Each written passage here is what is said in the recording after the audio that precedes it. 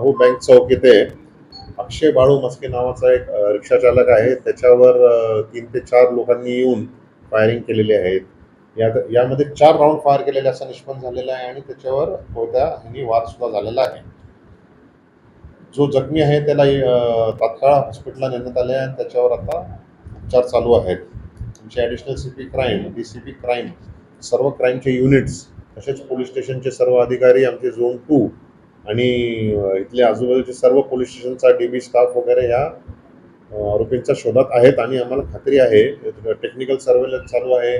परत ह्युमन इंटेलिजन्सच्या माध्यमातून आम्ही आरोपींचा शोध घेत आहोत आणि खात्रीशीर हा लगेचच आमचा हे आहे की डिटेक्ट होऊन आरोपी सुद्धा अटक केले जातील. सर कोण होता अक्षय आणि काय त्याचं बॅकग्राऊंड होतं कशातून? अक्षय बाळू मस्के सध्या आमचे जे माहिती आहे ते तर रिक्षा चालक होते. मोटिव्ह सांगणे हे फार लवकर होईल. मोटिव्हचा पण आम्ही शोध घेणारच आहे. त्यासाठी आरोपी मिळायला लागतील. खात्रीशीर आरोपी आम्हाला हे आज लवकरात लवकर मिळतील. मोटिव्ह सांगणे आता सध्या आम्हाला सांगता येणार नाही. खात्रीशीर आमचं शोध चालू आहे त्याबाबत. आरोपी मिळतील त्यामध्ये सगळं क्लिअर होऊन जाईल. 3 ते 4 लोक होते आणि काय राऊंड फायर झालेले आहेत. 4 राऊंड फायर झालेले आहेत आणि कोयत्यासारखी वस्तू किंवा कोयता असेल त्याच्यावर त्यांनी वार झालेला आहे. तो आता हॉस्पिटलमध्ये उपचार चालू आहेत त्याच्यावर. जो मयत आहे त्याच्यावर पार्श्वभूमी नाही आहे. आरोपी शोध झाल्यावर त्यांचंही कळून जाईल.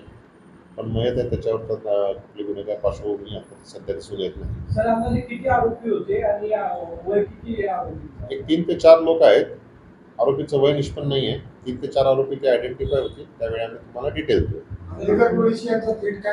सध्या मोटिव्ह आपल्याला काही क्लिअर नाही आहे. ज्यावेळी ते आयडेंटिफाय होतील त्यावेळी आम्ही तुम्हाला डिटेल परत एकदा हे करू. साधारण 25 होता असं दिसतं.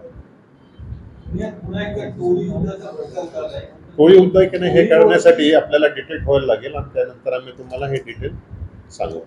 थँक्यू. ह्याच्यात अपेक्षित ठरलं असं म्हणता येणार नाही. आपल्याला मोटिव्ह ठरल्यावरच कळेल. ते आरोपी अटक झाल्यावर हे कळेल. सर एवढ्या बालाजीनगर सारख्या गजबजलेल्या ठिकाणी 4 आरोपी कोयते आणि बंदूक घेऊन येतात. एका व्यक्तीवर वार करतात, गोळीबार करतात. पुणे पोलिसांचं अपयशच म्हणावं लागेल. जर डिटेक्ट नाही झाला आणि अटक नाही केलं तर आपल्याला म्हणता येईल. परंतु आम्हाला खात्री आहे की ते डिटेक्ट होईल. सर 4 दिवसात पुण्याच्या याच भागात घटना घडलेल्या 3 ते 4 खून झाले. ते प्रत्येक आपल्याला गुन्हा डिस्कस करण्यासाठी आपल्याला वेगळं आपण डिस्कशन करू. त्याचे कारण काय ते त्यासाठी पण आपल्याला वेगळं बघायला लागतील. काही घरगुती कारणं असतात. सर्वच गँगची कारणं अशी काही नाही आहेत.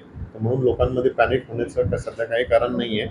लॉ अँड ऑर्डर पण सुस्थितीत आहेत आणि आमचा पूर्ण प्रयत्न आहे. पोलीस सुद्धा दिवस रात्र काम करत आहेत आणि कोमिंग ऑपरेशन चालू आहेत. वेपन रिकव्हरी चालू आहेत. क्राईम ब्रांच चालू आहेत.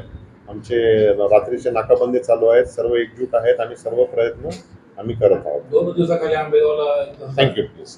थँक्यू.